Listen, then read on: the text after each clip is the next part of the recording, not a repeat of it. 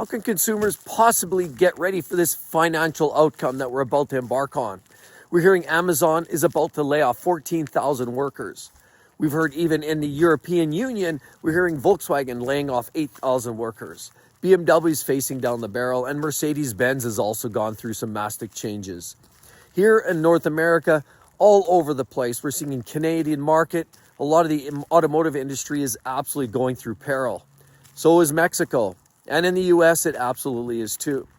Obviously, in anticipation of these tariffs that the federal government imposed on multiple different countries, primarily started with Canada and Mexico, when they started to apply or suggest they were about to apply 25% tariffs pretty much across the board, meant that it was going to take a huge impact and a toll on the automotive sector. A lot of cars that we drive today, Hondas and Fords and Chevys, GMs, Rams, all those vehicles that we drive, or a good percentage of them, are not built in North America. And when, if you scale back many decades ago, a lot of those vehicles were built by American workers. Well, slowly over time, the economy changes. Corporations look for more cost-effective ways to conduct business. They look at ways to streamline, look at lower labor costs, and ultimately end up outsourcing. Canada was one of the spots. Due to the lower dollar, it seemed like a prime location. It was connected by land. It was merely a truckload away. But yet the Canadian dollar was favorable for the Americans. Mexico, same story. The peso and cheap labor allowed a lot of these manufacturing facilities for industry and the automotive sector to be placed in these other countries. Well, with that said, over time, here we are to more and more of these big corporations have started planting their manufacturing facilities in these other countries. And that brings us to today. Now, initially, the Fed, which is essentially the Federal Reserve, they put out an estimate that they were going to possibly look at a couple of interest rate cuts here this year. They're saying they're seeing slight increases in inflation, but not enough to warrant any knee-jerk responses. So the announcements literally just came out yesterday or earlier in the week that suggested that later in the year, we would likely be seeing a couple of smaller rate decreases to the Federal Reserve. The reserve numbers are the interest rates. And the interest rates, of course, when the Reserve chops their numbers, and the same thing goes in Canada. When the government of Canada, same story, drops their rate, there's a lagging effect, and that indirectly affects and drops the rate of the respective lending institutions, banks. If you're going to see an increase in a rate increase, usually what you see is in the automotive space or banks or any of these other lenders follow suit, and they usually have a couple points above the Federal Reserve or Canadian numbers by the Bank of Canada. So these numbers come up and they go down based on inflationary issues and concerns. Obviously, when there's lots of spending, the economy's strong, inflation rises, and it rises quickly. So naturally, you have to start upping the interest rates. The Bank of Canada, in this case, the Reserve, they look at applying higher numbers. They start increasing the interest rates. The higher cost of lending means that the intention is to slowly curb inflation. Inflation's curbed by one lever, and that lever is basically all they can do is increase interest rates or decrease interest rates. That's going to stimulate the economy. And so this has been going on. And in the US, we've seen interest rate changes very stable and very minuscule over the last couple of years. Inflation hasn't changed a whole ton. And so it's been fairly stable, at least in the US. In Canada, inflation's gone through the roof. And recently what we've seen is some changes in the Canadian market where we've seen some big drastic changes. Some of the changes recently were in anticipation of these tariffs. We've seen this. They were trying to get ahead of these tariffs that were going to be applied to Canada, Canadian products, steel, aluminum, cars, a lot of the manufacturing, because ultimately a lot of these cars that are coming out of Canada would now have a tariff applied, and that just makes them less competitive. Unfortunately, the idea from the federal government in the US, the idea is to get a lot more of those companies and corporations to build these vehicles at home, on home soil, and that's the intent. In doing so, the intent is hit these tariffs. These tariffs are going to likely motivate a lot of these companies, even if they're founded in the US. Again, GM, Ford, Stellantis, Ram. Some of these are at least based in the US. Some of them, of course, are European. Some of them are Asian. But ultimately, the intent is to move a lot of that labor to the US. And hence, that's what we're seeing is a lot of these tariffs. And there was a 30-day extension where the US government said, look, we'll give you General Motors, Ford. There was a bit of a plea to hold off. So the president basically said, look, we'll give you 30 days, 30-day extension to sort of get your act together. And that happened. Well, 30 days is coming up fast and furious. Now, in the meantime, the Fed's in a position where they're saying, look, over the course of the year, we anticipate there's this projection that we're going to see rates, of course, drop. They're probably going to intentionally drop a couple times, a couple small rate adjustments to anticipate or to stay on top of the inflationary increases due to the tariffs, the increased cost of materials, energy, vehicles, all of that. But just since then, within the last day, all of a sudden some news came out. And while the Fed's saying, look, we're going to change the rates, we're probably going to see these rates later in the year, the president came out and said, look, we're going to have to do something a little bit, get ahead of this program. So the idea was they're just going to basically start hitting those rate decreases right away. Because the idea is to get ahead of those inflationary changes. Because once those tariffs come in, and they're coming in, toot sweet, that's going to mean that cars, some of these cars that we're buying today, some of this raw material, remember these rolls and sheets of steel and aluminum, a lot of which are made in Canada and shipped and exported to the US, all that raw material, all of these cars and trucks and a lot of other products, and I won't say it, maple syrup, but there's a lot of products that are coming out of these countries now that are going to immediately have these additional tariffs applied to them. I even heard the CEO of Lamborghini had commented, things are going to get real and real ugly for the luxury car segment as they openly anticipate these tariffs across the European Union as well. And that's ultimately, all of this is going to hammer down on the buyer, the end user, American buyers, Canadian buyers, even European buyers. You know, I've been talking to some people who do a lot of trade across overseas and Canadian and US borders, and there's some anticipation coming up. And it doesn't matter whether you're in business, if you're export, import, we're going to feel the hurt. And it seems like no matter where you turn, you're going to be paying a lot more for things that you just didn't yesterday. You know, with additional taxation applied to these items, while there is a short-term motivator or long-term ultimately motivator to get a lot of these corporations and businesses to get their operations moved over to US soil, the fact remains is it's going to take some time. That doesn't happen overnight. And in doing so, there's a strong expectation that it's going to curb spending. We're likely going to see a reduction in sales. And even I hear people today talk about the idea of maybe buying their car today, buying it right away, get it before these tariffs hit, because of a lot of these vehicles are being made. There's some trucks, for example, are made in Mexico.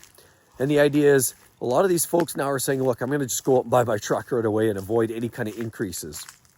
But as we would expect, we're starting to see some changes already. And there's some of these OEMs are already starting to look at jacking up prices, getting ready, anticipate for what's right around the corner. So as a consumer like you and I, you know, if you're a retiree like myself, maybe you're relying on a 401k or some other investments, we all know that the stock market's been taking a hit. Do you have any Tesla stocks? Yikes. If you've got investments in a lot of these different areas, there's a good possibility we're seeing that volatility now hitting the market every which way. The value of your stock or your stock portfolio maybe isn't quite what it is today as it was, say, a year or 2 years ago. Now, I mean, that always does come and go and ups and downs. But from a consumer's perspective, whether you're still working at your corporate game or whether you're, you know, in the middle of your career or possibly, you know, trying to anticipate for retirement and you're getting close, how do you prepare for this?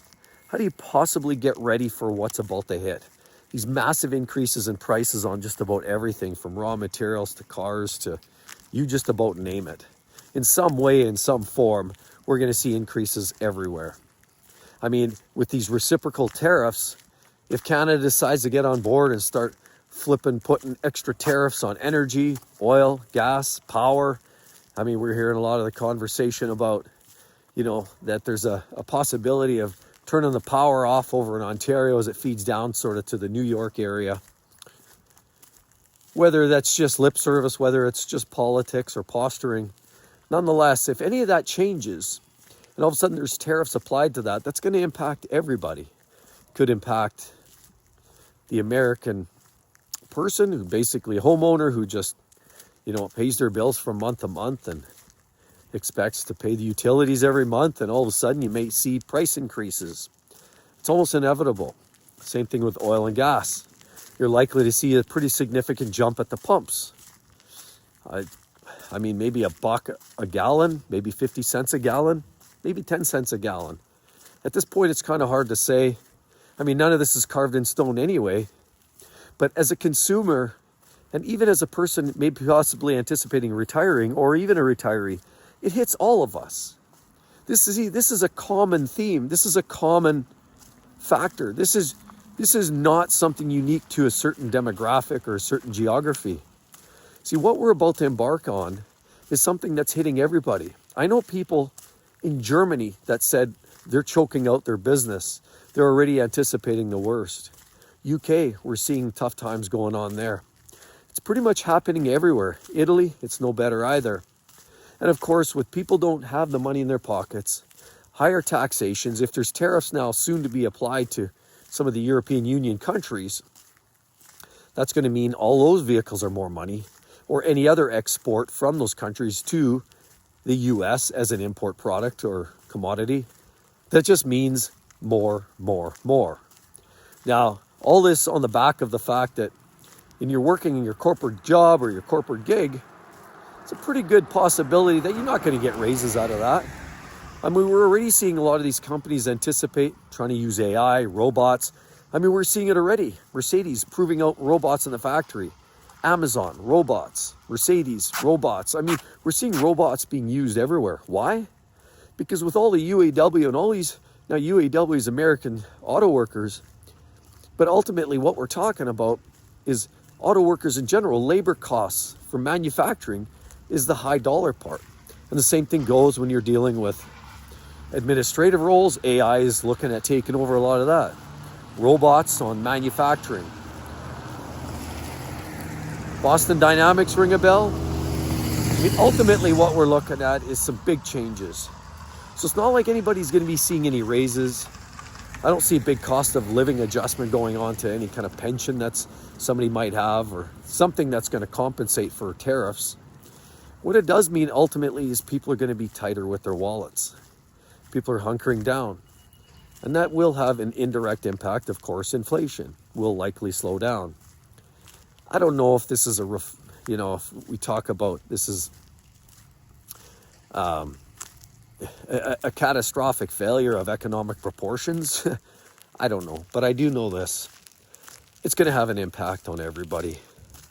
We're seeing stock prices changing, the cost of doing business, whether you're exporting, importing, the buying of anything, even your day-to-day use. Have you gone down to the grocery store lately and see what it costs to buy a bag of groceries these days? A lot of that's coming in the form of transportation costs, carbon tax in Canada, and taxes every which way from Sunday. But whether you're a retiree or you're a consumer and you're just looking to navigate this stormy waters that we're calling the current economic environment, the thing to consider, of course, is a lot of this cost is coming in the form of spending. I mean, ultimately, tariffs are what? Imported goods, goods that we consume, a lot of which, cars we consume, food we consume, alcohol we consume, cigarettes, we consume all of these goods. Now, the world goes around. We need cars to get around. We need food to eat.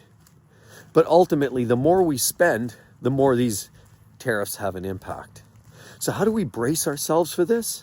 Well, my best suggestion and what I've seen, and I'm sort of living that right now, is finding the best blend of frugality, of course, with the bare essentials. Now, when times are tough like this and taxes are high on goods and services, those are the times when you got to really maybe strap down.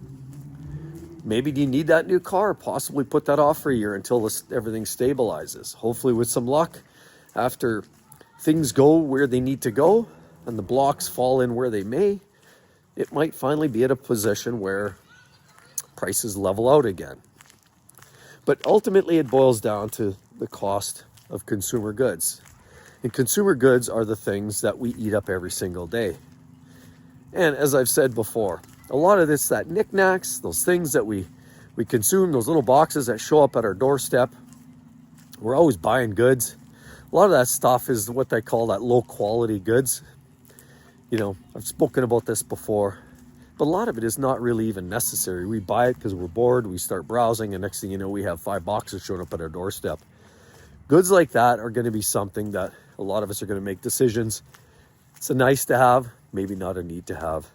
And certainly as a retiree on a fixed income, and certainly without an adjustment to your pension, that certainly becomes an easier decision. Do I really need to buy that, or do I not need to buy that? But how do we ultimately brace? I'd love to hear your thoughts about how we can anticipate and get ready for the stormy waters. Hope to see each and every one of you in the next one. See you then. Bye-bye.